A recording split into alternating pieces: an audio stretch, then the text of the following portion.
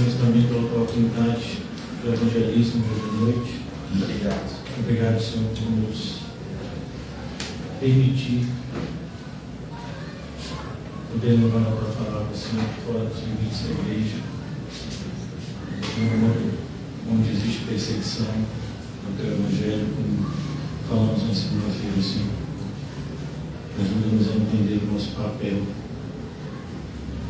como cidadãos do teu reino. Ajuda-nos a entender que o nosso chamado vai além dos limites geográficos, Senhor. Hoje estamos aqui reunidos para estudar a tua palavra mais uma vez. Rogamos que o teu Espírito Santo abra o nosso entendimento, Senhor. Ilumine a nossa mente e prepare o nosso coração para receber tudo aquilo que o Senhor deseja nos ensinar nessa noite. Retira de nós toda distração, preocupação e ansiedade. Nos concede um espírito humilde, Senhor, para que possamos aprender. Sabedoria para que possamos compreender.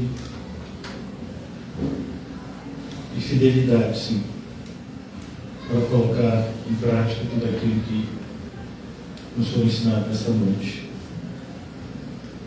Abençoa, Senhor, cada pessoa aqui presente, cada família, Senhor, representada nesse lugar. Oramos pelos nossos irmãos enfermos, especialmente Gisele. Se te conheceu nessa noite, que o Senhor possa restabelecer a saúde dela muito antes. Apresentamos aqueles que nos acompanham pela internet, Senhor. Que tudo seja feito para a tua honra e glória. Que o estudo de hoje, Senhor, possa fortalecer a nossa fé, corrigir os nossos caminhos, Senhor, e nos aproximar mais de Ti, Senhor Jesus. Que tudo que for falado e ensinado esteja de acordo com a Tua vontade, expresso com a Tua palavra. Que somente o Teu nome seja glorificado, hoje e sempre. Em nome de Jesus, amém e graças a Deus. Amém, irmãos? Vamos dar continuidade ao estudo na carta aos Hebreus. Na segunda-feira nós fomos até o capítulo 3. Eu acreditava que ia concluir. Eu estou achando que eu vou concluir hoje, mas já não sei mais. Vamos ver o que o Senhor nos prepara. Como eu disse na segunda-feira, eu vou só relembrar os irmãos, o estudo aqui é a carta aos Hebreus, esse final, esse capítulo 3, o último capítulo da carta, o autor reservou para nos lembrar de uma série de deveres que é importante para nós na qualidade de cristãos. O contexto dessa carta, irmãos, todos vocês já sabem, sempre em cada começo do estudo a gente relembra.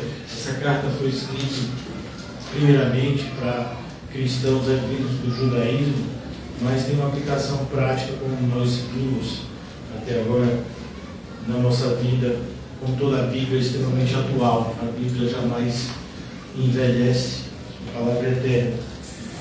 Então aqui ele direciona a igreja a viver a vida cristã. E muitas vezes a nossa preocupação, muitas vezes as nossas distrações que nos colocam dúvidas em nossa mente, no nosso coração, vem justamente porque nós não estamos agindo como nós deveríamos. Não ficamos ociosos, infrutíferos, e a tendência é procurarmos de alguma forma nos encher com aquilo que não trará qualquer benefício para nós. Então, cuidado quando a gente examinar a nossa vida. Ser cristão não cansa. O que cansa muitas vezes é não receber da parte do Senhor Jesus o renovo. Então, que a gente possa estar atento em relação a isso, quando estivermos examinando as nossas vidas como devemos. Como não poderia deixar de ser, irmãos, eu já vou entrando logo aqui no estudo hoje. Aqui no versículo 4, o autor vai falar de um dos aspectos mais importantes, por assim dizer, da fé cristã, que é a santidade. Principalmente aqui tocando no assunto do matrimônio. Então, todos encontraram a carta aos Hebreus? Amém. Fica no Novo Testamento, para quem ainda não achou, né? Carta muito legal. Aqui no versículo 4 do capítulo 13, venerado seja entre todos o matrimônio e o leito sem mácula. Porém aos fornicadores e aos adúlteros Deus o julgará. Eu queria passear por esse versículo de uma forma extremamente responsável, né? Pois a tendência da gente se desviar é muito grande. E eu queria chamar vocês ao primeiro livro da Bíblia. Qual é, irmãos? Eu esqueci. Qual é o primeiro livro da Bíblia mesmo? Gênesis. Me lembrei agora. Se estou certo, é verdade. Em Gênesis, a gente vai ver aqui que o Senhor Jesus, né, Deus Pai, Deus Filho, Deus Espírito Santo, ao criarem o homem, eles perceberam que não era bom que o homem estivesse só. Né? E versículo 18, Gênesis 2:18. E disse o Senhor Deus: não é bom que o homem esteja só. Farei uma ajudadora idônea para ele. Havendo, pois, o Senhor Deus formado da terra todo animal do campo e toda a ave dos céus, os trouxe a Adão para que este ver como lhe chamaria. Veja que essa parte aqui é importante você entender. Há uma confirmação divina da autoridade do homem sobre a criação. Dar nome aos animais significa ter autoridade sobre eles. Para este ver como lhes chamaria. E tudo que Adão chamou e toda alma vivente, isso foi o seu nome. E Adão pôs o nome a todo gado e as aves dos céus e todo animal do campo, mas para o homem não se achava ajudador idôneo. Então você já percebeu que o cachorro não serve. Não adianta bichinho de estimação para tentar substituir a companhia humana ao ser humano. Muitos têm tentado. Eu acho interessante, esses dias eu ouvi uma lei, eu não sei se já foi aprovado, se já, aqui no município. Os estabelecimentos serão multados se não permitirem a entrada de pets neles. Esses pets que eles chamam, né, de apoio emocional. E eu fico imaginando como é que um apoio emocional vem de um bicho. Sabe, é interessante que essas coisas só quem pensa é a gente que é crente, só pode ser, né? Porque, aliás, nem tem crente que nem pensa, infelizmente. Como a gente pode se apoiar em um bicho emocionalmente? É porque a nossa situação está muito ruim. Né? Para que você possa se apoiar em um bicho irracional, para que você possa ter, né, alguma ajuda emocional, é porque o negócio ficou ruim. Então os animais não foram feitos para nos dar apoio emocional. Eles não podem nos ajudar, né, nesse sentido. Você pode brincar, pode se distrair com eles, mas pode ter certeza, por mais que você ame o seu bichinho de estimação, não estou aqui para destruir os seus sonhos, estou aqui para te dizer a verdade. Né? Se depois da pregação você quiser continuar iludido, não escolha sua. Mas aqui fica bem claro que há uma diferença mas assim, uma diferença extraordinariamente grande entre todas as outras criaturas e o homem. Mais uma vez, para vocês cristãos que não sabiam, só o homem foi feito à imagem e semelhança de Deus. Então, pastor, você gosta de bicho? Eu falei, eu gosto, irmão. Brinca até de, se tiver que passear, passeio. Né? Se tiver de limpar cocô, eu não gosto muito não, de xixi. Eu fiz isso com minhas filhas. Já passou, inclusive, dessa fase delas, graças a Deus, de piso. Então, mas, né, cada um com o seu problema. Então, o Senhor Deus não achou nenhum tipo de companhia para o homem no reino animal. Espero que tenha ficado claro Aí você tem, né, várias histórias. Eu, quando eu era mais novo, assisti um filme que era baseado em fatos reais de uma pesquisadora, uma bióloga famosa que estudava a vida dos gorilas. E aí ela começou a viver com os gorilas. No final ela foi assassinada por gorilas. Né? E você vai ver um sem número de histórias de pessoas que querem viver com os leões, com os lobos, né? Querem viver com o passarinho. É interessante que ninguém quer viver com os homens. Por quê? Porque a gente dá trabalho. A gente falou sobre isso, né?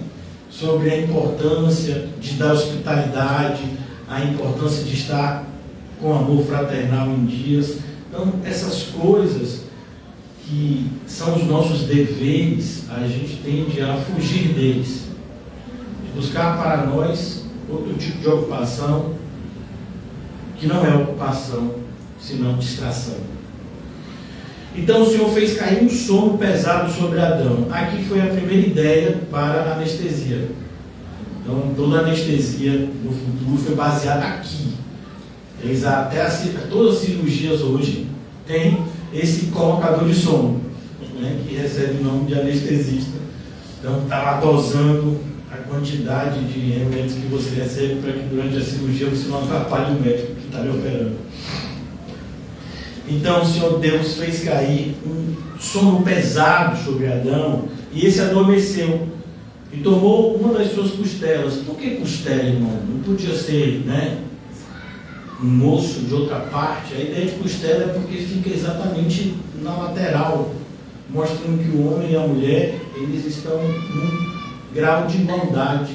E não há superioridade da parte do homem, não há também inferioridade da parte do homem. Eu acho interessante, né? As pessoas...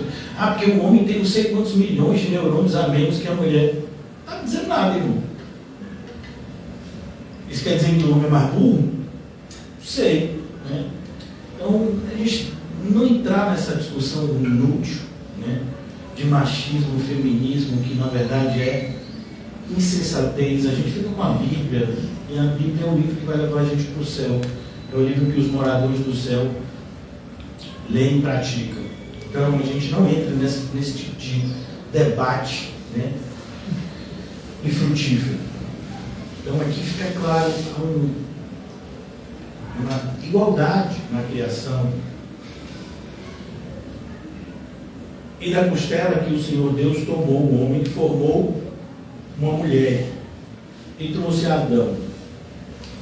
E disse a Adão: este é agora osso dos seus ossos e carne da minha carne, osso dos meus ossos, perdão, e carne da minha carne. Esta será chamada mulher. Em algumas traduções fala de varoa, né? Porque do homem foi tomada, ou em algumas traduções do varão, né, foi tomada. Portanto, deixará o homem a seu pai e a sua mãe. Mas vem cá, Adão não tinha pai e mãe. Mas veja, aqui já é um mandamento para aqueles que viriam após ele. Portanto, deixará o homem seu pai e a sua mãe, e apegar-se-á a sua mulher, e serão ambos na sua carne, falando, né, da importância da família, do plano de Deus. E ambos estavam nus, o homem e a sua mulher, e não se envergonhavam. A ideia de nudez aqui, irmãos, não tem nenhuma conotação imoral. A ideia de nudez aqui fala principalmente de que eles não tinham que se envergonhar diante de Deus. As nossas roupas, irmãos, elas servem para nos mostrar que nós temos um pecado que habita em nós. Então aqui há uma analogia em relação à vestimenta e à nudez. O homem estava e a sua mulher estavam despidos diante de Deus, ou seja, não tinha pecado. Eles tinham um relacionamento com Deus sem pecado. Eles tinham um relacionamento com Deus onde nada precisava ser escondido. E eles não sentiam vergonha, justamente isso, né? Eles não tinham que se envergonhar ainda. Então, esse é o propósito do casamento, né? Continuando, vamos voltar lá para Hebreus 13, né? De lá a gente vai passear em outros versículos, se Deus permitir. Venerado. Então, venerado, a ideia de venerado é ser santo, deve ser tratado de forma diferente do matrimônio. Então, o matrimônio é uma relação humana que deve ser dado outro tipo de valor. É isso que a Bíblia está dizendo aqui. Por quê? Porque sem ele não há a propagação da raça humana. Sem o casamento não há, né, a expansão do reino. Então, deve-se valorizar. E a gente está vivendo uma época em que o casamento está sendo desvalorizado. As pessoas não querem mais casar. Se ajuda, né? Namora 10 anos, noiva 20. E aí vai casar, não sei, já noivei 20, daqui a pouco a gente morre, né? Para que gastar no casamento? Então, venerado seja entre todos o matrimônio. E agora, e o leito sem mácula, mostrando que a relação entre homem e mulher é santa. Então, muitas pessoas têm uma mentalidade extremamente religiosa e querem colocar pecado onde não existe. Então, a intimidade entre marido e mulher é santificada por Deus. Porém, aos fornicadores, e aqui a ideia, né, de fornicar vai falar justamente de você ter uma relação fora do casamento. Só voltando um pouco, só para vocês que gostam muito do grego, aqui a gente tem uma irmãzinha que fala latim, daqui a pouco ela vai estar traduzindo em latim o que a gente fala.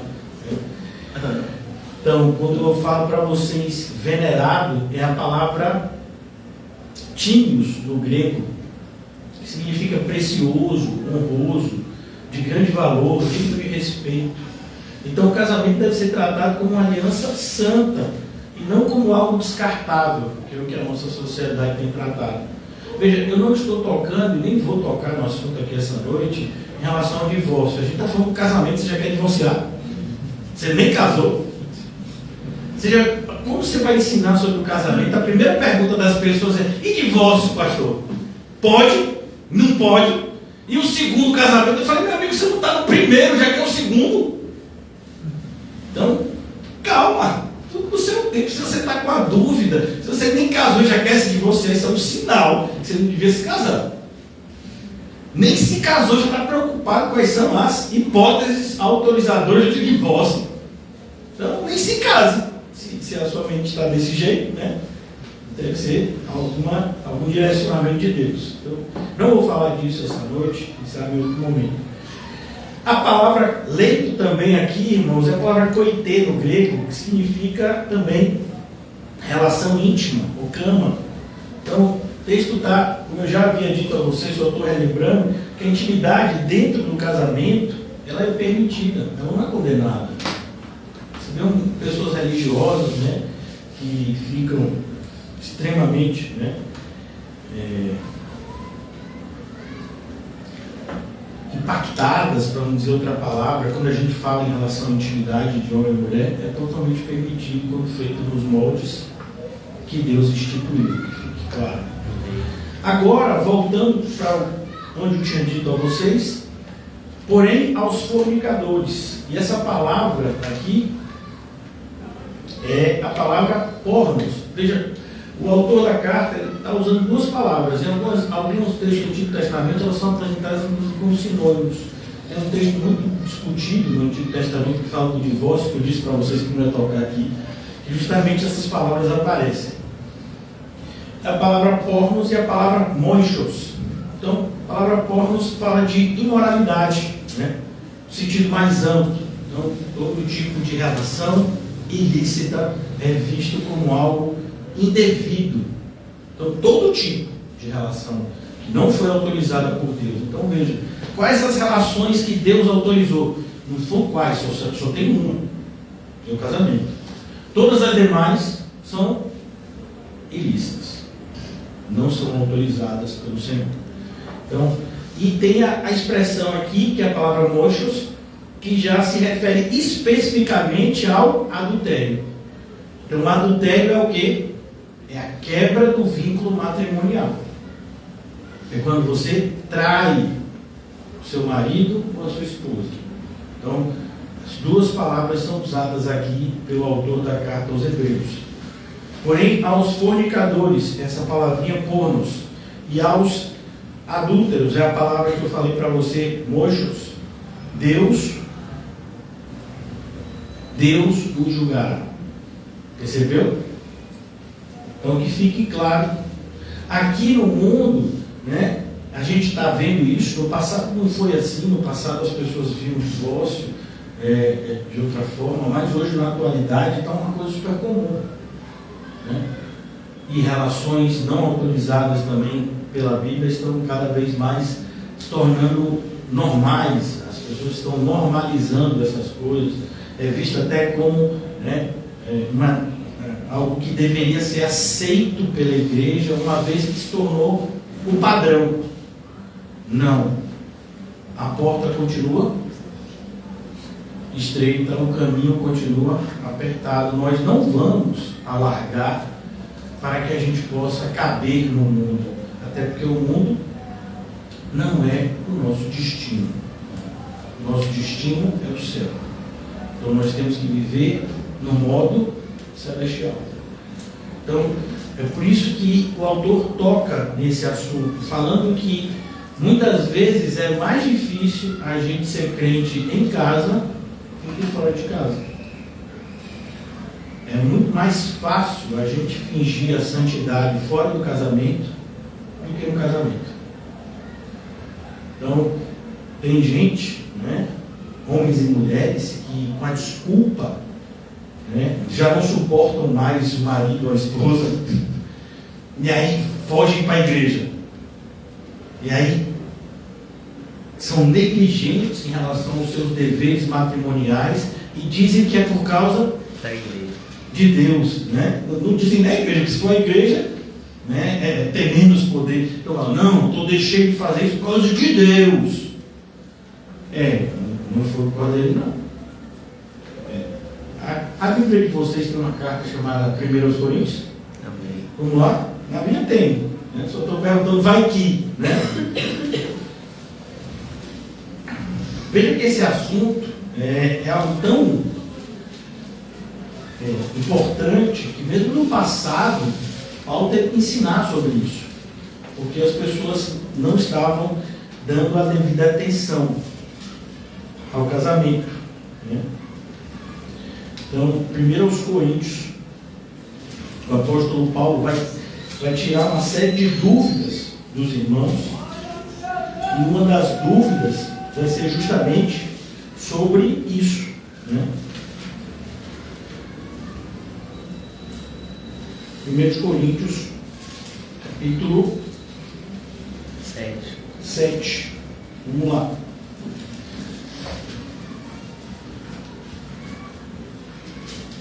A partir do versículo... eu estou em Romanos. Meu Deus do céu, ajuda-me, Senhor. Eu estou com o cérebro faltando oxigênio. 1 Coríntios, capítulo 7. Então, Paulo está começando a resolver algumas dúvidas dos coríntios, e uma das dúvidas era o casamento. Então, olha como ele começa o capítulo 7. Ora, quanto às coisas que me escrevestes, percebeu? Então, Paulo aqui está retirando dúvidas. Então, as pessoas tinham escrito para ele a respeito de problemas que estavam vivendo na igreja, e aí o apóstolo Paulo escreve para ensinar a essas pessoas como elas deveriam se portar do ponto de vista bíblico. Então ele diz, ora, quanto às coisas que me escrevestes, bom seria que o homem não tocasse mulher. O apóstolo Paulo está falando isso no cenário onde a igreja estava sendo perseguida, e seria ainda mais, né? No final do primeiro século, a igreja foi extremamente perseguida, no início também do segundo século. Então Paulo está falando, cuidado, porque quando você se casa, a sua responsabilidade aumenta. E você está num cenário onde as coisas tendem a piorar muito, né? E ele vai dizer, mas por causa da fornicação, cada um tem a sua própria mulher. Eu acho interessante que as pessoas pegam esse texto e dizem, mas que absurdo, você vai casar só para não fornicar? É o que a Bíblia está mandando. Porque você é mais espiritual que a Bíblia? Eu acho interessante esse pessoal que arrota espiritualidade, né? Quando você olha de perto, irmão, é tudo demônio. Deus sabe. Deus sabe do que cada um pode suportar, como cada um de nós deve viver. Então, cada um tem a sua própria mulher e cada mulher tem o seu próprio marido. O seu, não dos outros. Que fique claro. Né? Versículo 3. O marido paga à mulher a devida benevolência. Ele está falando de dinheiro aqui? Não, ele não está falando de dinheiro aqui. Ele está falando do mesmo assunto que a gente está falando na carta aos Hebreus. A relação marido e mulher é santa. Ela é um privilégio que o Senhor nos concede, né? Mas também é uma obrigação. Ah, mas eu vou orar. Sim. Você não quer ser crente em casa? E quer ser crente no céu? A gente vai usar o mesmo texto. Como é que você vai dizer que ama a Deus, que você não vê, se você não está amando? E imagine amando o seu marido, a sua esposa, que você vê mais do que qualquer pessoa.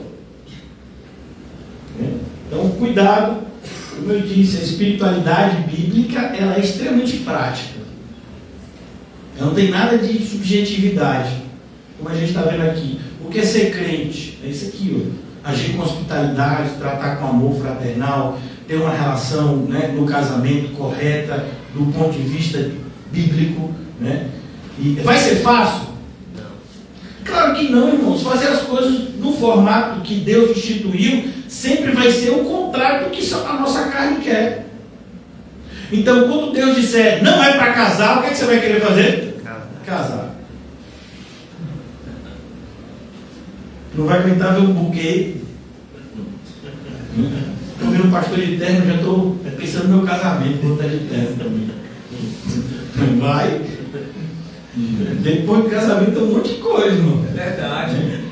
A festa, até a festa, a tubaína, tudo é muito bonito assim, né? Salgadinho, bolo. Cuidado. Mas tudo feito com decência e ordem é bom. Da mesma sorte, a mulher é o marido. Veja, fala de pagamento. É a mesma terminologia, por exemplo, em relação ao dízimo, às ofertas. É um dever que você tem. Por isso, quando você não cumpre, o que a Bíblia diz? Poderá o homem roubar a Deus? No entanto, vocês têm me roubado os dízimos nas ofertas. A mesma coisa, há um dever a ser cumprido quando você se casa. Percebeu? Ninguém é obrigado a casar. Mas casou, meu amigo. Agora é casado. Porque eu estou solteiro. Aleluia a Deus, obrigado, Pai. O Senhor sabe de todas as coisas. A mulher não tem poder sobre o seu próprio corpo, mas tem o seu marido. E também, da mesma maneira, o marido não tem poder sobre o próprio corpo, mas tem a sua mulher. Por isso, não vos priveis uns um ao outro, senão por mútuo consentimento. O que é mútuo consentimento, irmãos? É igual um contrato, os dois. Vamos imaginar que você quer comprar um carro. Você pode comprar um carro se a pessoa não quiser vender? Não. Como é que você vai fazer um contrato que só uma parte quer e a outra não quer? Então, ou eu quero te vender um carro e você não quer comprar. Então, quando fala mútuo consentimento, fala que tem que ter aprovação dos dois. Mas assim, só para deixar claro, isso é no caso dos dois serem crentes. Não vai exigir isso do seu cônjuge incrédulo. Ah, pastor, aí agora já não gostei mais. Quer dizer que só vale para mim que sou crente? Quem mandou você para o céu? Não fui eu, foi a graça. Então, aceite os benefícios da graça. Então, isso é na hipótese dos dois serem cristãos. Paulo, inclusive, vai falar mais adiante na hipótese de um dos dois não serem cristãos. Mas que fique claro para você não chegar em casa pegando esse texto e mostrando. Não, o cônjuge incrédulo você tem que evangelizar. Você não tem que pegar esse texto e mostrar para ele. Né? Não, você tem que evangelizar. Ele é incrédulo. A lei de Deus vai entrar no ouvido dele como algo que dá coceira no ouvido. Então, cuidado. Porque se você mostrar isso aqui, pode ser que a situação piore. Né?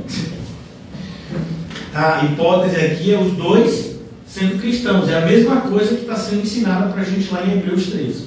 Bom? Não vos priveis um ao outro, a não ser por mútuo consentimento, por algum tempo, para vos aplicardes ao jejum. Ore. Tem certeza que você vai se distanciar do seu cônjuge? Só pode se for para jejuar e orar. Ah, pastor, eu vou orar. Jejuar também. Veja como há uma especificidade. Não é, estou com dor de cabeça. Está com dor de cabeça, toma Novalgina. Ora. Né? Todas as coisas me são lícitas. Continuando aqui. Para vos aplicar ao jejum e oração. E depois ajuntai-vos outra vez, para que, agora preste atenção, para que Satanás, olha que entrou, para que Satanás não vos tente pela vossa intemperância. Algumas traduções têm incontinência. Então, cuidado, você não ser pedra de tropeço na vida do seu cônjuge. Então, Paulo vai dizer, digo isso, porém, por permissão e não por mandamento. Preste atenção, Paulo não está diminuindo. Paulo está falando, é a mesma coisa quando o apóstolo Paulo fala, miserável homem que sou, quem me livrará do laço dessa morte? Ele está mostrando para nós que nós somos seres humanos. Ele está dizendo isso aqui. Isso aqui não foi escrito em nenhuma outra parte da Bíblia, mas eu estou dizendo para vocês. E você, como eu, entende que 1 Coríntios é inspirado por Deus. Espero que sim, né? Amém. Por isso está na Bíblia. Então, quando ele fala isso aqui, ele não está diminuindo a importância do que ele falou antes. Pelo contrário, né? Ele está explicando. Porque ele quereria que todos os homens fossem como eu mesmo, mas cada um tem de Deus o seu próprio, recebeu? Um de uma maneira e outro de outra. Agora vamos voltar ao capítulo 13. Por isso, cuidado com os fornicadores e os adúlteros. Deus os julgará. Então Deus está vendo todas as coisas. A relação marido e mulher é uma relação de extrema intimidade. Né? E muitas vezes as pessoas de fora não conseguem entender o que está acontecendo dentro. Então quem está de fora às vezes acha que um é vítima e o outro é o vilão. Deixa eu só adiantar. No casamento não tem vítima, só tem vilão. Você tem um vilão maior e você tem um vilão arrependido. Então eu não sei que tipo de vilão é você, mas não tem vítimas. É porque, como a gente já aprendeu na segunda-feira, o amor tudo suporta, crê, tudo espera. Eu sei que tudo suporta, irmão, mas vamos com calma. Vamos com calma, né? O amor tudo crê, tudo espera, tudo suporta e no final tudo sofre. Então, se tem amor, tem jeito. Então, venerável seja entre todos de novo o matrimônio, o leito sem mácula. Por que eu estou falando isso? Porque, como a gente já percebeu lá em 1 de Coríntios, essa é uma das áreas que Satanás mais se dedica a propagar o mal. Veja, ele não conseguiu interferir na vida de Davi, oferecendo poder a Davi. Ele não conseguiu interferir na vida de Davi quando Saul odiava. Davi teve a oportunidade de matar Saul 2 vezes. Mas ele conseguiu interferir na vida de Davi nessa área. Então a gente tem que estar muito cuidadoso. Né? Como eu disse, não tente ser mais espiritual do que a Bíblia diz. Porque você vai quebrar a cara. Então, cuidado, nós temos vivido nessa atmosfera espiritual da igreja moderna, onde a hipocrisia virou a regra. Então, você fala de determinadas coisas e você não tem desejo de colocá-las em prática. Então, esse não é o nosso caso. Mas veja como a carta aqui, ela está falando dos deveres. E um dos deveres é manter a família segura. O casamento fala de família, né? Então, você quer trazer benefício aos seus filhos, trate bem do seu cônjuge. Então, continuando agora, a aplicação prática disso, né? Como a gente já falou, está no estudo de vocês. Versículo, só para um texto aqui, só para lembrar vocês, Mateus 19:6. Não separem o que Deus uniu. Então, honrar o casamento inclui, primeira coisa, fidelidade, diálogo. Então, inclusive no texto que a gente mencionou em 1 Coríntios 7, quando fala de mútuo consentimento, isso pressupõe o quê? Diálogo. Como é que você vai ter um mútuo consentimento se você não conversa? Né? Cuidado emocional. Um tem que cuidar do outro. Lembra como foi no começo? Olha, não é bom que você esteja sozinho, você precisa de alguém que te ajude, alguém que você também vai ajudar. Então, cuidado com a normalização das coisas que a Bíblia nos apresenta como pecado. Cuidado, né, com os relacionamentos impróprios. E sempre tenha a disposição para perdoar e reconstruir. Então, vale a pena lutar por aquilo que Deus diz que é bom. E a advertência final desse versículo, só para a gente passar para o outro, é: Deus o julgará. Como eu disse a vocês, nem sempre isso vai ser visto aqui. Nem sempre esse juízo vai acontecer aqui. Mas Deus está vendo todas as coisas. Então saiba disso. Você está passando por alguma situação difícil, você não está sozinho. Então você tem Deus como seu auxiliador. A gente tem na Bíblia um exemplo, né, de um casamento que foi: você acha que o seu marido é ruim? Dá uma olhada no marido de Abigail. O nome dele era Nabal. Pense de uma pessoa ruim, né? E Abigail tinha a oportunidade de ficar viúva antes do tempo, mas salvou esse marido ruim. O marido dela não teve o que fazer, foi criar confusão com Davi. Estava fugindo de Saul. Davi com seus valentes. Davi já estava indo para matar ele. Quando Abigail veio e trouxe alimento e bebida para Davi e os seus valentes, e Davi disse: você acabou de salvar a vida do seu marido, porque eu já estava indo para matar ele. Você me ajudou a não derramar sangue. Por isso que, inclusive, ela lá na frente vai se tornar a esposa de Davi. Mas Deus estava vendo tudo.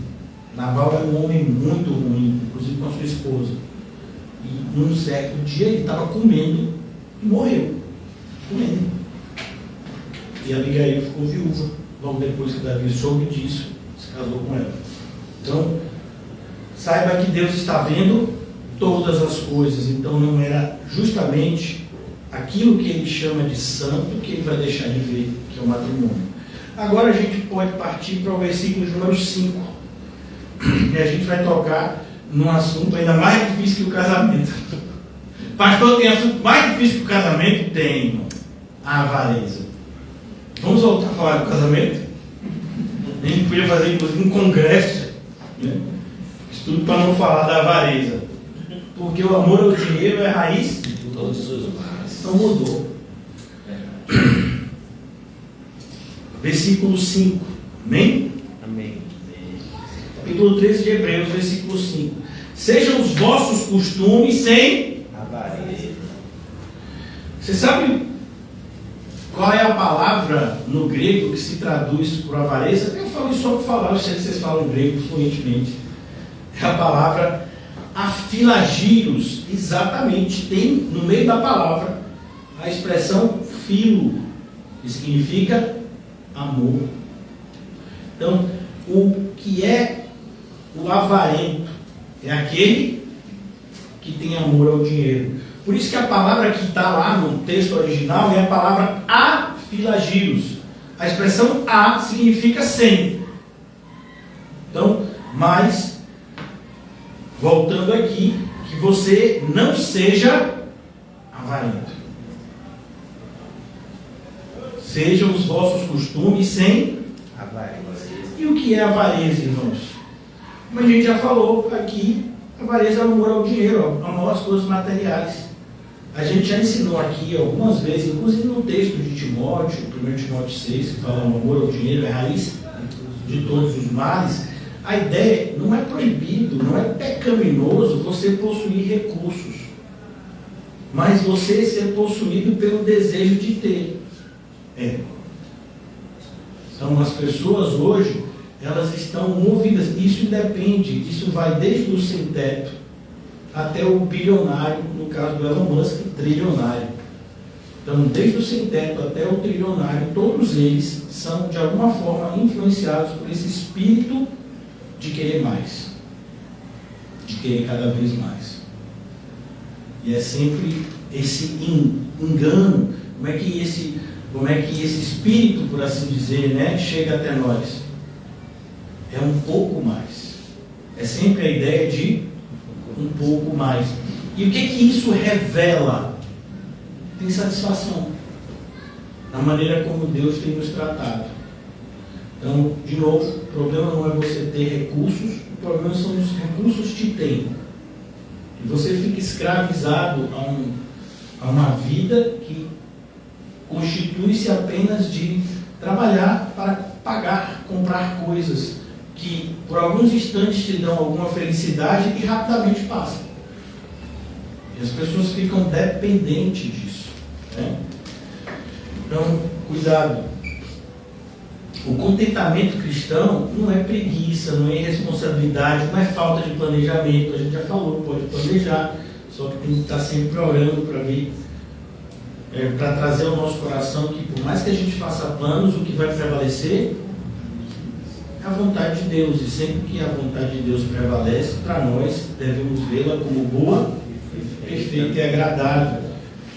Então, a convicção também que Deus já nos ensinou, que Jesus nos ensinou, Jesus que é Deus, nos ensinou que a vida do homem não constitui-se na quantidade de bens que possui. Muitas vezes a gente associa a felicidade, a alegria, né, ou uma vida agradável à ideia de possuir coisas. E você vai se decepcionar toda vez que você for nessa direção.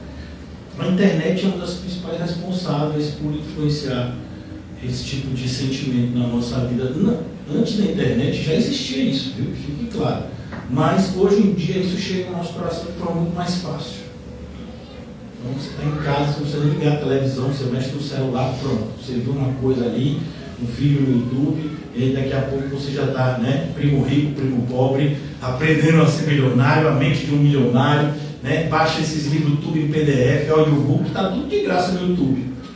Agora vá tentar ver alguma coisa que preste do ponto de vista cristão. Não encontra no YouTube, mas essas coisas que não prestam, está tudo lá, né?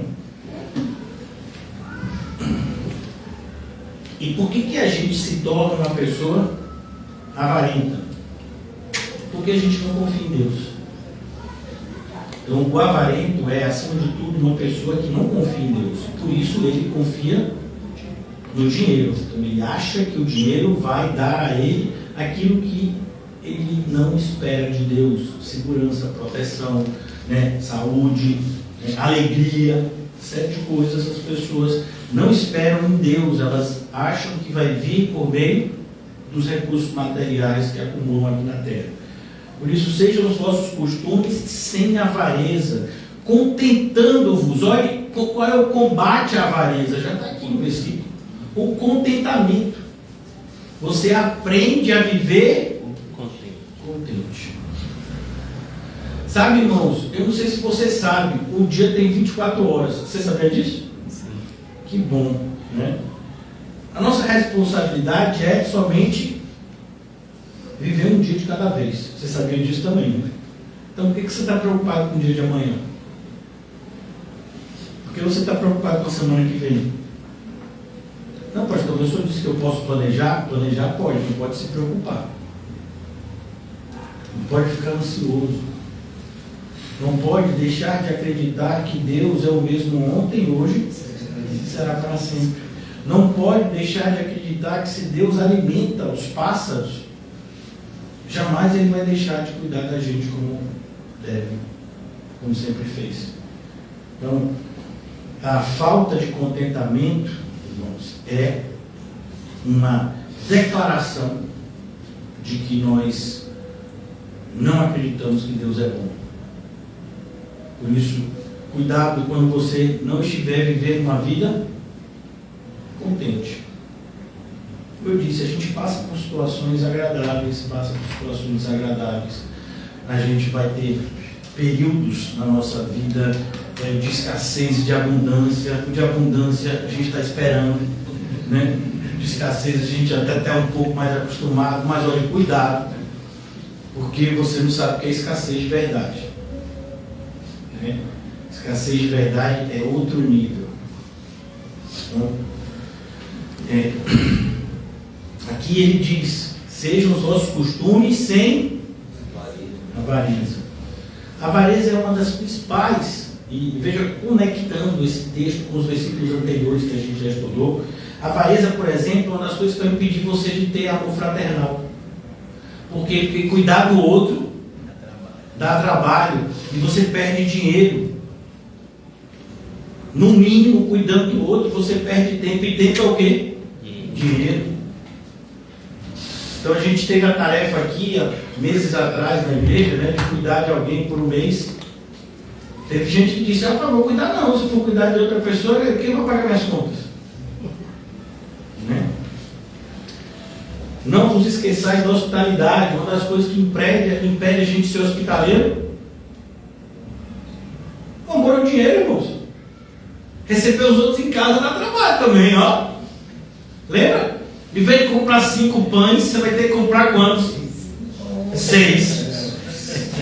Porque 5 é para você e 1 é para o convidado. Olha, isso é avareza. Você tem que dar ao seu próximo aquilo que você daria para você. Tudo igualzinho. Não, pastor, mas eu sou maior.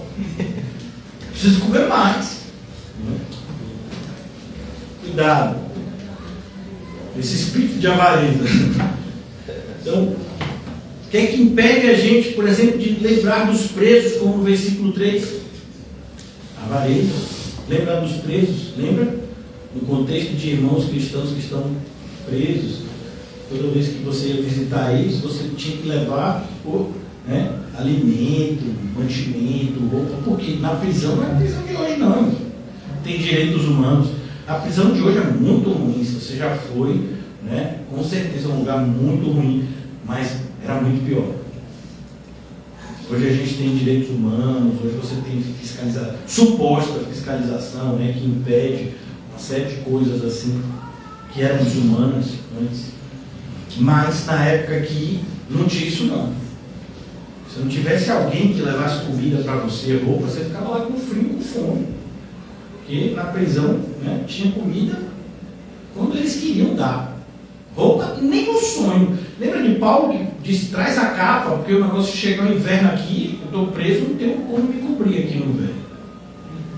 Então, cuidado. Isso também custava. Mas se você for avarento, você ajuda alguém?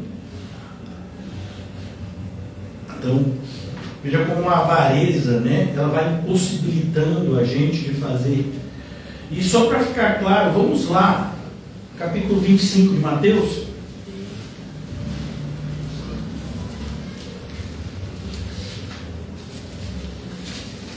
Sei que aqui não tem nenhum avarento, eu estou falando de uma hipótese longínqua, né? Quando o Senhor Jesus fala do grande julgamento, ele vai dizer que os que não entraram, eles têm uma característica. versículo de número 41, Mateus 25, a partir do versículo 41. Então dirá também aos que estiverem à sua esquerda: apartai-vos de mim, malditos, para o fogo eterno preparado para o diabo e seus anjos. Porque tive fome, e não me deste de comer, tive sede, e não me deste de beber, sendo estrangeiro, e não me hospedastes, estando nu, não me vestistes, enfermo e na prisão, não me visitastes. Então, cuidado. Todas essas coisas, elas tornam impossíveis se você é uma pessoa avarenta. Jamais vai fazer isso. Você vai estar sendo contada com esses que trazem a marca da maldição, a rejeição de Deus. De novo, voltando: sejam os vossos costumes sem avareza, contentando-vos com o que tendes. Então, esteja contente. Isso significa que você não pode pedir mais a Deus? Para Deus você pode pedir, irmão. Para Deus você pode pedir tudo aquilo que seja correto, lícito, à luz da Bíblia. Você pode pedir a Deus: ó Deus, eu queria um guarda-roupa igual de Nárnia, que você entra e sai do outro reino. Mas tem que ser mais específico. Mas você pode pedir as coisas a Deus. Deus é o nosso Pai. O que você não deve é perder o contentamento. Então, apresentar as nossas necessidades a Deus, apresentar a Deus coisas que a gente acredita, né, que nos farão bem, não tem problema. Pelo contrário, a Bíblia nos direciona a agir dessa forma. Mas a falta de contentamento, né, é uma das principais evidências da ingratidão e da falta de confiança em Deus. Versículo 5: porque ele disse: não te deixarei e nem te desampararei. Então o que a Bíblia está dizendo? Se você confia em Deus, você não vai ser avarento. Você vai usar todos os seus recursos que você tem hoje para ajudar, do ponto de vista bíblico, todas as pessoas que Deus colocar hoje na sua vida. Porque você confia que o amanhã pertence a Deus, e o mesmo Deus que enviou recursos para o dia de hoje não vai se esquecer de mim no dia de amanhã. Então, versículo 6: assim, com confiança ousemos dizer. Então, só para a gente concluir aqui o versículo 5, existem passagens que, como eu já disse a vocês, que estão relacionadas a esse versículo. 1 de Timóteo 6,8: contentamento com o sustento e com as vestes. O apóstolo Paulo está respondendo, né, a algumas falas de Timóteo, e ele disse: você tem o que vestir e o que comer, esteja contente. Percebeu? Tem gente que está triste porque a Argentina ganhou hoje. Eu não fico nem triste nem alegre, estou, né, vivendo cada dia. Até porque não sou muito de torcer. Eu estava torcendo pelo Brasil e eu pela Argentina, né? Mas a nossa alegria não está baseada nas coisas terrenas. Eu não digo que a gente não se alegre, mas eu estou dizendo que a nossa alegria não está fundamentada nelas. Então, vão acontecer coisas no meu dia que podem me alegrar e outras que podem me entristecer, mas eu não perderei jamais o meu contentamento e a minha confiança em Deus. É assim que é a nossa postura enquanto cristãos. Então, eu posso ver e ouvir coisas que de repente não me agradaram como ser humano, mas isso não vai tirar de mim a minha gratidão e o meu contentamento com Deus. É isso que a gente tem que lutar para manter sempre. Ainda falando sobre o versículo 5, Filipenses 4,11: aprender a estar contente em toda e qualquer situação. Então, em toda e qualquer situação. Lucas 12,15: o Senhor Jesus fala explicitamente que a vida, e quando ele fala a vida aqui, entenda, a vida feliz. Ele não está falando somente a vida no sentido de você sobreviver mais um dia. Ele está dizendo a vida enquanto algo que te faz feliz. Então, a vida feliz não consiste na abundância dos bens, né? Seria mais ou menos isso que Jesus estava dizendo quando falou o que falou no versículo 15 do capítulo 12 de Lucas. E finalmente o Salmo 118, versículo 6, tudo isso está na apostila de vocês. O Senhor é o meu ajudador, não temerei. A gente poderia colocar também aqui o Salmo 23. O Senhor é o meu pastor, de nada sentirei falta. Então, o que a gente tem que combater a avareza? Primeiro, porque a avareza produz ansiedade, irmãos. Quando você confia nas coisas, quando você confia no amor pelas coisas, o que acontece? Você começa a ficar com medo de perder as coisas. Então, por exemplo, quando você tem uma casa, você vai e bota grade, porque você fica com medo de alguém entrar e pegar as coisas que você tem lá dentro. Quando você tem um carro, você fica com receio de alguém arranhar, de alguém furar o pneu. Pastor, como é que a pessoa vai furar o pneu? Eu não sei. Quando eu tinha um carro, ia lá na porta da igreja da Boca, furaram do lado. Falei, rapaz, não dá vontade de furar o pneu. Ainda bem que não estava. Porque eu ia perguntar, e aí, irmão, tá bom essa furada de pneu? Então, a ansiedade, é isso que a avareza produz. Ela promete segurança, mas só produz ansiedade. Então, quanto mais você tem, mais você tem medo de perder. Quanto mais bens você adquire, mais você tem receio de viver sem eles. Por isso, cuidado com o engano, né, da avareza. Ela chega para nós prometendo algo de bom, né? Então, seja uma pessoa prudente financeiramente, usar a palavra sempre bonita, né? Seja uma pessoa econômica, e aí você vai ter um futuro, né, lá na sua velhice. Que velhice? Porque se Deus quiser, você não é jovem. Por isso que o pessoal fala de aposentadoria comigo. Nada contra, irmão, né? Você que recolhe, continue. Você sabe se você vai viver até lá. Vá fazendo o seu normal, vá fazendo o seu recolhimento, é normal. Mas assim, você só vai viver até lá se Deus quiser. Então, cuidado, né?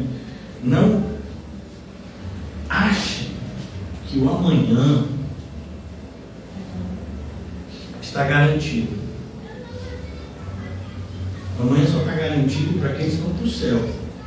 Que aí o amanhã pode ser aqui ou no céu. Mas para aqueles que não vão para o céu, que têm, né, a sua ideia de vida somente baseada no imaterial, o amanhã não está garantido. Também a avareza produz o que, irmãos? Inveja. Todo invejoso é avarento. Você vê, a inveja não vem sozinha, irmão. A inveja vem de galera. Ela já chega com outro amigo, que é a avareza. Você já viu uma pessoa, né, que está contente com o que tem, ficar com inveja com o que é dos outros? Você está contente com o que você tem, irmão? A pessoa pode ter 300 vezes mais do que você. Meu irmão, você não está nem aí. Né? Oh, Deus abençoa ele também. Fica parecendo que a pessoa é até pobre e você que é o rico. Passa um milionário e você diz, abençoa ele também. Gente, não é o contrário, não? Não, irmão, eu sou abençoado aqui, eu vou para o céu. Então, você tem que ter essa ideia, você é filho de Deus, só não se sobremesa. Porque daqui a pouco foi exprimir a carne, a gente já viu que o negócio não é legal. Né? Mas, não, a inveja sempre vem como companheira da avareza, por isso cuidado com a avareza. E a avareza também, ela sempre traz outra coisa junto, que é a ingratidão. Uma pessoa que é agradecida a Deus, ela jamais se avarenta. Veja, como disse Davi, o Senhor é o meu pastor, de nada sentirei falta. Eu sei que na maioria das Bíblias em português, essa não é a tradução. Nada me faltará. É a tradução mais comum. Mas no original, em hebraico, eu falei que achei interessante, porque eu estava distribuindo os panfletos hoje no evangelismo. Aí teve uma pessoa que, quando o Paulinho estava cantando, ele viu cantando junto também. Eu fiquei empolgado, vou dar o panfleto para receber, né? Aí me deu o panfleto, e normalmente eu dou boa noite, né? E Aí eu falei assim, não, paz do Senhor. Aí ele olhou para mim e disse, Shalom. Aí eu quase falei, Breshit Barakão. No princípio criou Deus, é a única coisa que eu sei lembrado. Então, cuidado, né, com a ingratidão. A ingratidão, ela é uma marca daqueles que não entendem a bondade de Deus. Como aquele que escondeu a dracma. Não, o Senhor é ruim. Como o Senhor é ruim? Como é que Deus pode ser ruim se Ele deu tudo? Ele deu tudo, irmãos. Se Deus não tivesse feito tudo na nossa vida, a gente tinha morrido no nosso nascimento. Ah, não, mas minha mãe cuidou de mim porque Deus quis. Quantas crianças são descartadas no lixo logo depois do nascimento? Você sabe que isso existe, né? Quantas crianças são assassinadas ainda no ventre da mãe? As pessoas chamam isso de aborto. Eu não chamo de aborto, eu chamo de assassinato. Então, existem assassinatos que são cometidos na barriga. Você nasceu porque Deus permitiu o seu nascimento. Você teve infância porque Deus permitiu quando as crianças morrem na infância. Por isso você tem o que vestir, o que comer, esteja contente.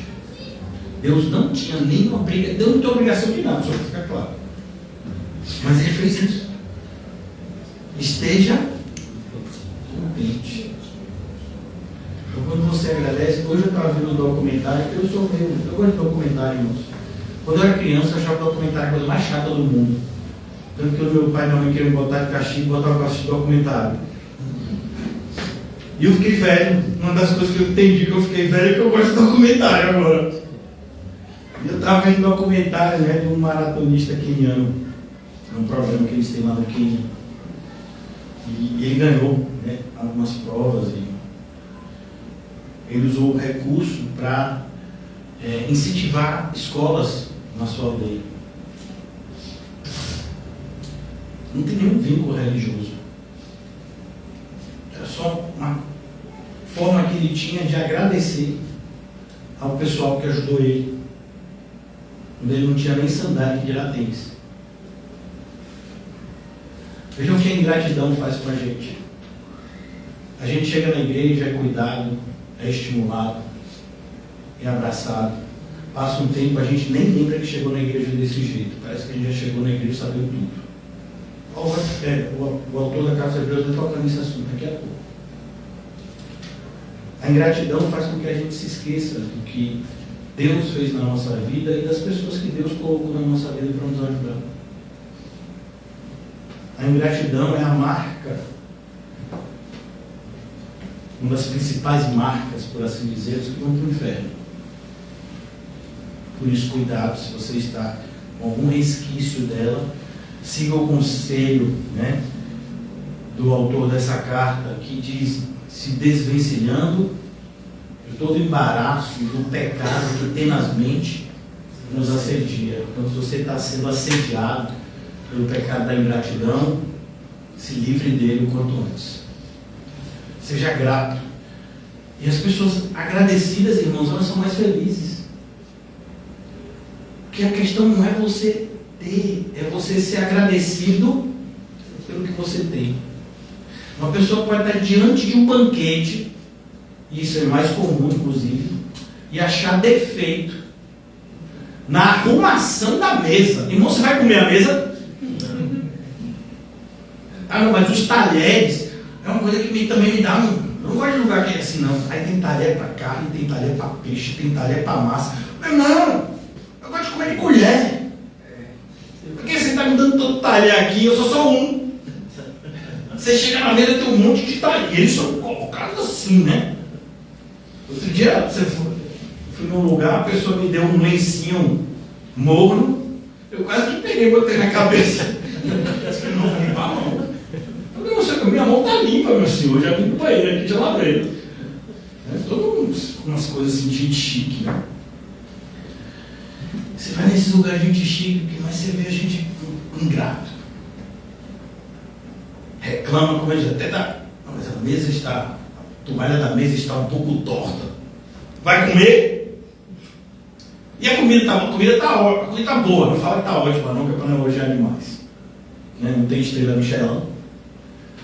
Então, seja agradecido. Aí você pega uma pessoa que está comendo um pão com manteiga e ele está agradecido. Ah, não, com manteiga, coisa de Deus.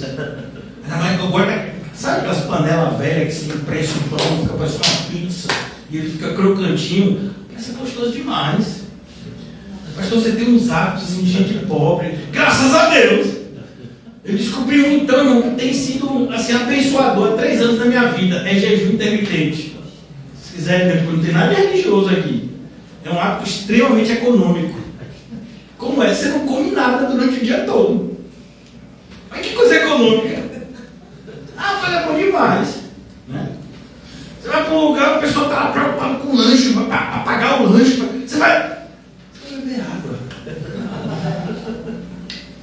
Aí você vai ao almoço, o almoço é mais caro que lanche, irmão. Almoço, quanto o almoço é rodízio, você sabe como é? É no quilo, se for no quilo, o pessoal já fica preocupado, porque. Né? Você vai beber água. Então esse lugar tem água de graça. Lanche da tarde. Para que lanche da tarde, meu amigo? Né? Olha que coisa boa. Olha essa economia que você fez. Deus sabe o que faz, irmão. Se ele não mandar recurso, ele tira as necessidades. Então, cuidado, seja agradecido. Seja agradecido por tudo. Seja uma pessoa grata. Né? Pode ser chato. Uma das coisas mais insuportáveis do mundo é gente chata. E gente chata é gente mal agradecida. Porque quem é agradecido, irmãos, é gente boa. Quem é agradecido está sempre alegre. Porque está agradecido. Você já viu alguém agradecido de mau humor? Não, eu sou muito agradecido. Por isso não olhe para mim, não. Não, a gente é. A gente é feliz.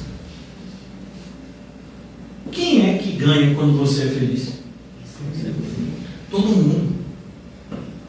É maravilhoso isso, né? Claro que em primeiro lugar a gente é né?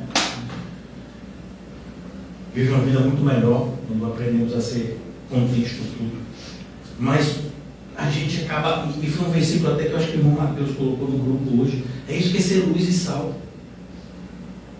Veja, a luz não ilumina ela mesma, a luz ilumina outros, ela ilumina o ambiente. O sal não salga ele mesmo, salga outros alimentos. A mesma coisa, a pessoa que é feliz, ela acaba compartilhando a sua felicidade aonde ela chega. Você vê que tem pessoas que têm, né, chega, o ambiente, você fica mais alegre. Tem gente que chega. Vocês não são dessa época, não. Eu sou da época de um desenho chamado Os Smurfs. E tinha um Smurf ranzinza. Parece os crentes de hoje, né? E reclama de tudo. O Smurf ranzinza era assim. Enquanto os outros estavam falando, que coisa boa, ele sempre achava defeito em alguma coisa, né? Então, não, você não é o Smurf ranzinza. Amém? Então, aprenda a viver contente. Agora a gente pode passar para o versículo 6. E assim, com confiança, usemos a dizer: o Senhor é o meu ajudador. Quem é o seu ajudador? É Lula? É Bolsonaro? É qualquer outro político? É Trump? É Elon Musk? Então, quem é ajudador? É seu primo rico? Primo pobre? Não. Quem é os... Não, a gente só tem um ajudador, que é Deus. Veja, não estou dizendo que você não seja agradecido às pessoas que o próprio Deus colocou na sua vida para te ajudar. Isso faz parte. Se eu sou agradecido a Deus, eu agradeço também as pessoas que Deus colocou na minha vida como seus instrumentos. Mas a minha fé está em Deus e não as pessoas. Maldito o homem que confia no homem. Então, bem-aventurado é aquele que tem a sua confiança no Senhor.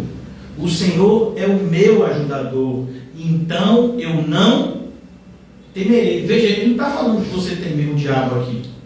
Ele não está falando de você temer, né, a doença. Ele está falando de você temer o quê? A escassez.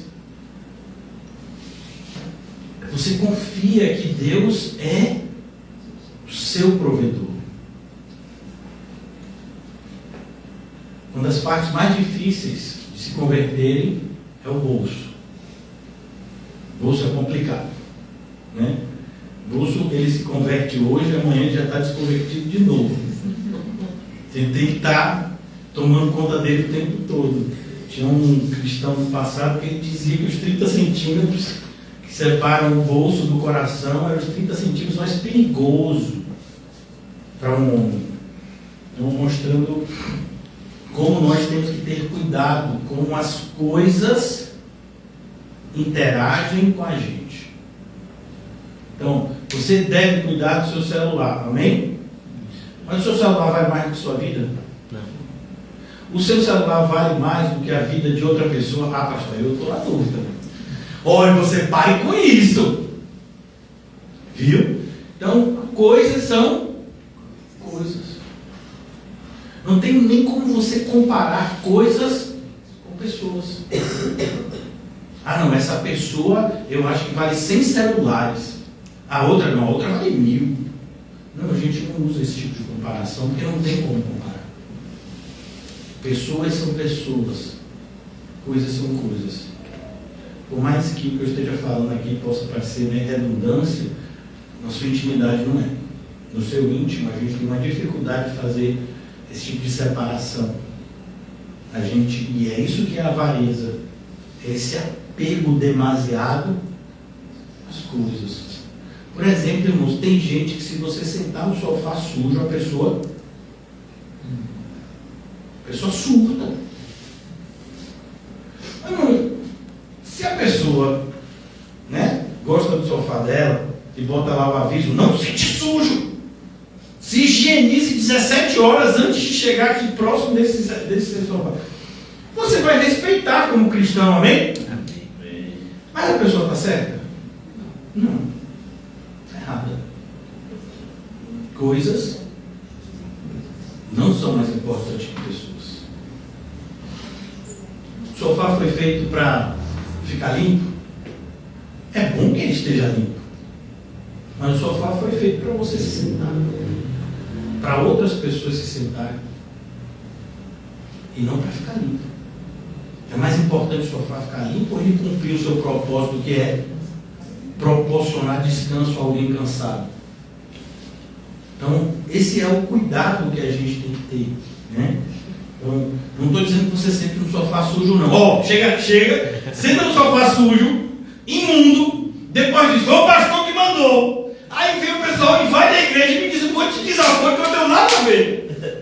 Isso já aconteceu várias vezes. Então, eu dei um exemplo aqui. Pelo amor de Deus, não estou mandando ninguém separar. Inclusive disse o quê? Se a pessoa já te diz que se incomoda com isso, não faça. Eu estou dizendo para você que é cristão, não ser assim. Né? Então imagine que você tem 3 blusas. Eu sei que todos vocês têm mais do que 3 blusas. E aí você está usando uma blusa, amém? E aí chega um irmão e diz, mas eu queria muito usar essa blusa que você não está usando. Eu digo, mas essa é a minha preferida. E tem isso agora. Você tem blusa preferida. Porque as outras são odiadas. Mas, irmão, você entende que como a gente é? Chega alguém que o número é igual ao seu, com exceção do irmão Paulinho. O irmão Paulinho ele foi abençoado com um talento na regeneração, que o pé dele aumenta e diminui. Então, de 35 a 45 cabe no pé dele. É uma coisa assim extraordinária. Só vendo para crer. Né? Mas fora o irmão Paulinho, eu acho que ninguém tem mais esse dom miraculoso aqui. Né? Então imagine que você calça o número do irmão, e você está lá sem sapato, sem tênis, e você chega na casa do irmão e fala, irmão, você vai usar esse tênis hoje? Ele, não, hoje eu não vou usar esse não, hoje eu vou usar aquele sapato ali. Você pode me emprestar? A fisionomia do irmão já muda. Na hora. A pessoa já começa a se pegar. Sabe quando a pessoa está nervosa, muda o semblante, né? É o que, rapaz? Eu tenho um ali que eu estava separando para doar. O tênis já está com 17 brocas. Você já levou 19 vezes para o sapateiro. Na última vez o sapateiro disse: não me traga mais, não tem jeito. Foi o que você separou para doar. Você não conseguiu doar ainda, porque até o lixo mandou ele de volta para você. E esse você quer emprestar. Como é que a Bíblia chama isso? Avareza. Então, a gente não tem coisa predileta. As coisas são coisas. E elas cumprem muito melhor o seu propósito quando você abençoa outra pessoa. Eu não estou nem dizendo para você dar. Se você quiser, você dá um tênis para o irmão. Aleluia, glórias! Mas você não é centopeia. Você só usa um par de cada vez. Então, cuidado com a avareza. A avareza, ela se esconde em vários cantos. Não pense que ela só se esconde na sua conta bancária. Não, ela se esconde em vários cantos da nossa vida. Concluindo o versículo 6: o Senhor é o meu ajudador e não temerei o que possa fazer. Então a nossa confiança é essa, ela tem que ficar o quê? Inabalável. Sabe, Deus, ele move céus e terra para sustentar os seus filhos. Glória a Deus.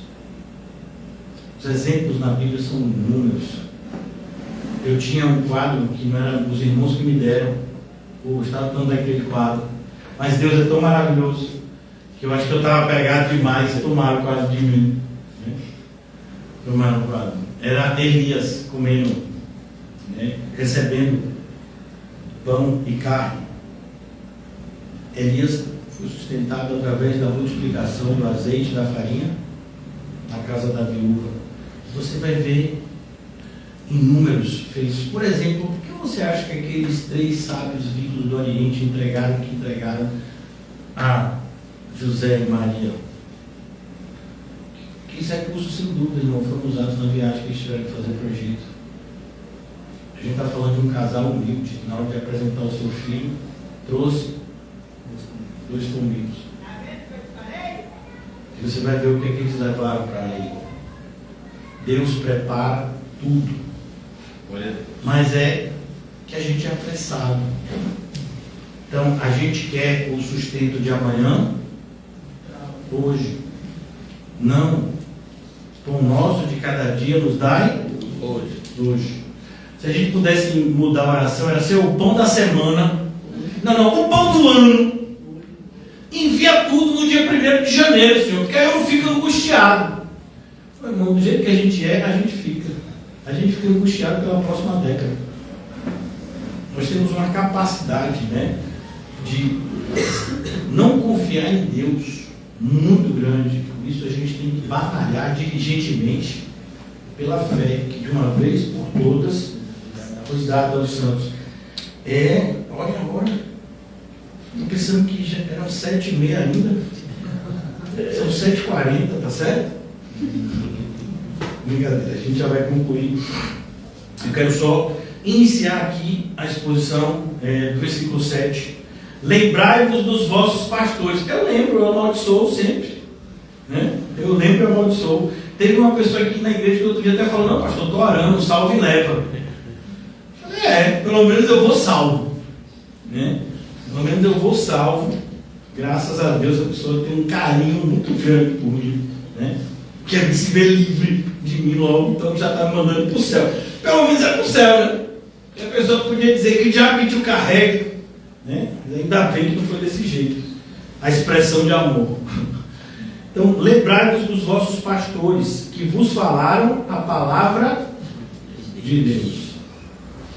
A gente tem essa habilidade. Veja como o apóstolo Paulo foi tratado, por exemplo, em Coríntios. A cidade que ele mais permaneceu depois de Éfeso. 18 meses em Coríntios. E não foi pela vontade dele não, porque já no começo, na chegada, ele viu como era a cidade e ele queria ir para outras. O Senhor que apareceu para ele e disse: Paulo, fique aqui, eu tenho muitos nessa cidade, fique aqui, fale e não te cales. O apóstolo Paulo ficou 18 meses naquela cidade, escreve 2 cartas Pelo menos mais uma é mencionada na Bíblia, a gente não tem ela, né? Também não devemos buscá-la, porque se fosse para a gente ter na nossa Bíblia, a gente teria não somente ela, como outras. Paulo escreveu muito provavelmente muitas outras cartas além das que estão aqui, mas essas estão aqui porque são divinamente inspiradas. São a palavra de Deus para nós. Que fiquem claro. Então, lembrai-vos dos vossos pastores que vos falaram a palavra de Deus. A gente diz que valoriza a palavra de Deus, amém? E uma das formas que a gente demonstra que isso não é verdade é porque na maioria das vezes a gente não valoriza as pessoas que nos ensinam a palavra de Deus. É como, por exemplo, por que a gente tem no nosso país um feriado para o dia do professor? Porque se tem uma coisa que é desvalorizada no nosso país, é o ofício de professor. Por exemplo, imagina uma criança que quer crescer e ganhar dinheiro. Ela vai querer ser professor? Professor? Eu quero ficar muito rico dando aula. Meu irmão, nem que você seja dono da escola. E aí você já não vai ser professor, você vai ser empresário. Mas dar aula não enriquece. Você entende por que o nosso país está como está? Em outros lugares, você ser professor é uma profissão bem remunerada. Até porque é o professor que faz os profissionais. Você precisa ser ensinado naquilo que você quer aprender e se tornar, né, e ter como profissão na sua frente. Não é assim, não? Mas a gente vive nesse tipo de realidade. E na Bíblia não é diferente. A gente diz que ama, né, a mensagem de Deus, e uma das evidências que isso não é verdade é que a gente não ama os mensageiros. A gente não trata bem eles. A gente não se preocupa com a manutenção deles, né? Então, cuidado. Lembrai-vos dos vossos pastores. E por que lembrai-vos? Porque a gente tem a inclinação de se esquecer. A gente só lembra do pastor para dizer o quê? Minha vida está ruim desse jeito por causa dele. Não está orando? Já disse para ele subir no monte. Já disse que esse jejum intermitente não está funcionando. Ele já disse que não é espiritual esse jejum. Ele tem que começar a fazer outro tipo de jejum. Lembrai-vos dos pastores que vos falaram a palavra de Deus, a fé dos quais imitai, atentando para a sua maneira de viver. Então, a maioria das pessoas acha até bonito como os homens de Deus falam e vivem. Elas só não querem o mesmo. Né? Então, não, acho muito legal esse tipo de vida. É bom que alguém ainda viva desse jeito. Mas esse chamado não é para mim. Uma vez eu estava num lugar que a pessoa me disse isso. Eu falei, rapaz, que cara de pau. Né? A pessoa falou assim, não, eu acho muito bonito as pessoas que sofrem por amor a Cristo. Mas assim, eu não tenho esse chamado. A pessoa ainda me disse o chamado. Eu tenho o chamado de ficar rico e abençoar a obra. Com os meus dízimos. E já deixou claro que é 10% e nada mais. Esse tipo de chamado as pessoas querem, né? Ó, Senhor, vamos fazer um contrato. O Senhor me deixa muito rico. E aí eu dizimo para manter a sua igreja. De boa, Senhor? Rapaz, é muita cara de pau. Né? É muito escárnio com a verdadeira igreja. Né? Então eu quero concluir na noite de hoje, irmãos, porque o horário já deu, né? A gente já está no nosso horário. Hoje, agora, o estudo é um pouco reduzido, porque a gente teve o evangelismo. Mas, como eu fiz na segunda-feira, eu queria fazer hoje também. A gente vai pegar 1 ou 2 pontos aqui para a gente concluir nas aplicações práticas. As aplicações práticas, elas estão lá no final da apostila de vocês. É o ponto 11 da apostila de vocês. Se os irmãos ainda não têm, eu posso disponibilizar de novo no grupo da comunidade. Quem não tiver no grupo e quiser entrar no grupo, pode falar comigo. Acho que a irmã Marcinha também é administradora, né? O irmão Mateus também está? O irmão José está. Eu sei que o irmão pode falar com o irmão José também. E quem mais também quiser ser administrador, eu passo. Não tem problema nenhum. Administre vocês aí. Né? Então, a gente falou da aplicação prática, a primeira delas, na segunda-feira, de fazer o amor permanecer, de ter sempre esse cuidado para o nosso coração estar limpo e a gente estar vivendo em amor. A segunda aplicação prática fala também, né, de algo que foi falado na segunda-feira, de você praticar a hospitalidade, o acolhimento. A terceira vai falar também da gente lembrar dos que sofrem. E agora eu queria falar da quarta, que é mais aplicada do que a gente falou hoje aqui. A quarta e a quinta, a gente vai deixar a sexta para, se Deus permitir, o domingo, tá certo? Hoje eu vou falar sobre essas duas coisas, a gente vai orar e vai terminar. Então, antes de meia-noite, você está em casa, né? Isso não é uma promessa, né? Mas assim, é um planejamento. Brincadeira, a gente já está concluindo. Proteja o seu casamento. Então, e se você está casado, olha que coisa boa, proteja ele antes de ser. A melhor forma de você proteger o casamento que você não tem é você orar muito antes dele acontecer. E ter o cuidado de fazer todas as coisas seguindo o padrão bíblico. A Bíblia vai nos orientar em relação a isso, de como tudo, quer comais, quer bebais, quer façais, qualquer coisa, faça, se isso glorificar a Deus. Então proteja a sua família. Cuide da fidelidade, da intimidade, do diálogo, dos limites. Então isso é muito importante. Aquilo que Spurgeon colocou da seguinte forma: existe uma diferença entre aquilo que é importante e aquilo que é urgente. Como assim, pastor? Muitas coisas são importantes, mas nem tudo é urgente. Então, por exemplo, aqui nós estamos de algo urgente. É urgente que você cuide do seu casamento. Por exemplo, é importante que você se alimente bem. Amém? Mas é urgente? Não. Porque em outro momento. É importante que você escove os dentes. Amém? Pastor, você tem algum problema com escovar os dentes? Eu sempre você dá esses exemplos. É importante que você escove os dentes, mas é urgente? Não, você pode escovar os dentes depois. Mas pregar o Evangelho, por exemplo, é sempre urgente. A gente não sabe se a pessoa que a gente vai evangelizar tem um futuro ou se a gente tem um futuro. Então, se Deus me mandou fazer, eu tenho que fazer agora, o quanto antes. É urgente.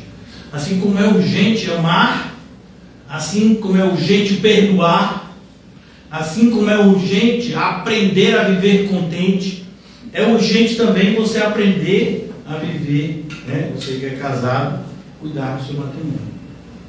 E como a gente já falou aqui em outras questões, o cuidado com o matrimônio não começa com atitudes externas, começa com atitudes internas. É verdade, pastor, tem coisa que é difícil engolir. Então, engula. Engula com alegria, sem murmurar. Então, a ideia aqui é que você, né, você que tem alguma dificuldade de matrimônio, eu sei que ninguém aqui tem, estou falando só uma hipótese. Então, você que tem alguma dificuldade no matrimônio, você não tem que começar a ter atitudes carnais para tentar resolver os problemas do seu matrimônio. Você precisa começar, em primeiro lugar, a se arrepender das coisas que você já sabe que deveria fazer e não está conseguindo, ou não está querendo fazer. Então você tem que se arrepender e depois você pede a Deus auxílio. A gente já aprendeu na Bíblia, mas tantas vezes a gente já falou desse assunto. Sem o Senhor, a gente consegue fazer alguma coisa? Não, foi o próprio Senhor que disse: sem mim, nada. E você vai tentar salvar seu casamento sem Jesus? Então, você se arrepende e você pede que Ele te auxilie nessa luta espiritual para defender o seu lar. Se tem algo que vale a pena defender, é o seu lar. E isso é, como eu disse, urgente. Não é só importante, é urgente. Finalmente, para a gente falar aqui, concluir o estudo de hoje, combata a avareza. Pastor, eu não sou avarento. Para você que pensa isso, combata a mentira também. Já aproveita e faz o combo, né? Combata a mentira e a avareza. Então, como é que eu vou combater a avareza? A gente aprendeu isso. Agradecendo. Seja grato. Veja, irmãos, quando a gente, por exemplo, eu creio que a maioria aqui ora antes das refeições, amém? Amém. Alguns oram durante. Como assim? Obrigado a Deus e já está com a boca cheia. Olha, irmãos, cuidado. Né? Então, você agradece, você faz uma oração na refeição, e aquela oração é de quê? Agradecimento. Às vezes você nem está agradecido, você faz aquilo só de forma formal. Você se acostumou a orar antes. Uma das piores coisas que pode acontecer com um cristão é ele se acostumar com as coisas sagradas. Então, não se acostume. Veja cada momento como se fosse o único que ele é. Então, quando Deus te proporciona um café da manhã, seja muito grato por aquilo ali, porque, primeiro, você não merecia. Deus está te dando aqui. Ah, mas você é crente. Mesmo sendo crente, você não merece. Ele já te deu a salvação, ele precisa te dar mais alguma coisa? Mas esse cuidado que Deus tem com a gente, que deveria nos constranger, como disse o apóstolo Paulo, o amor de Cristo nos constrange. Deus se preocupa com as mínimas coisas na nossa vida. A gente que não percebe. A gente começa a normalizar, né, o cuidado de Deus para nós. E isso é um instalo da ingratidão. Olhe cada ato de Deus como milagre. Eu acho interessante. Quem disse essa frase, se eu não me engano, foi Albert Einstein.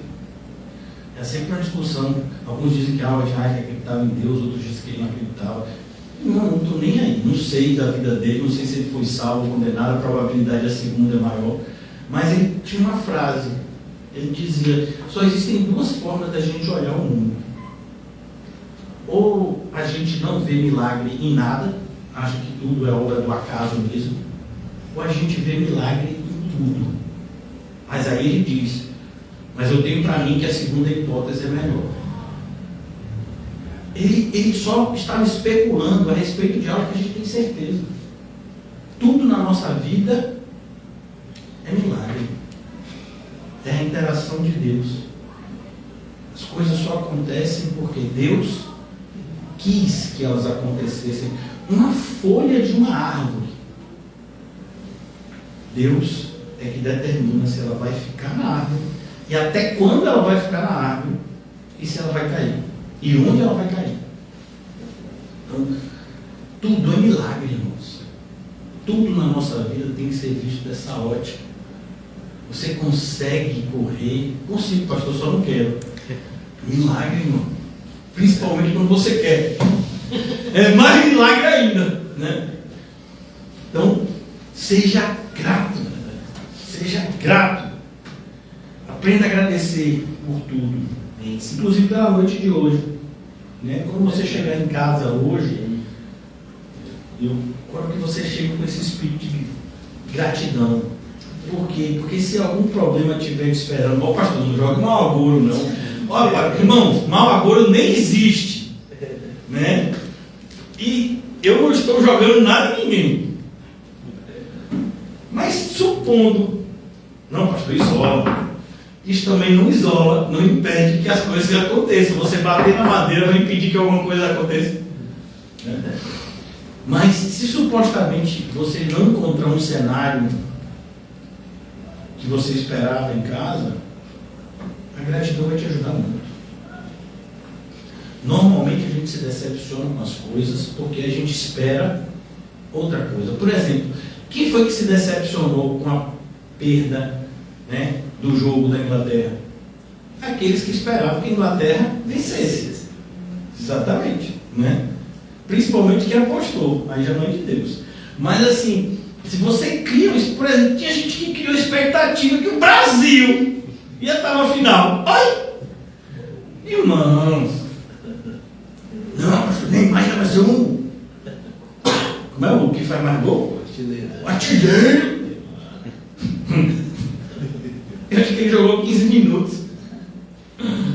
Então você cria as expectativas e Deus tem compromisso com as suas expectativas? Nem com a minha.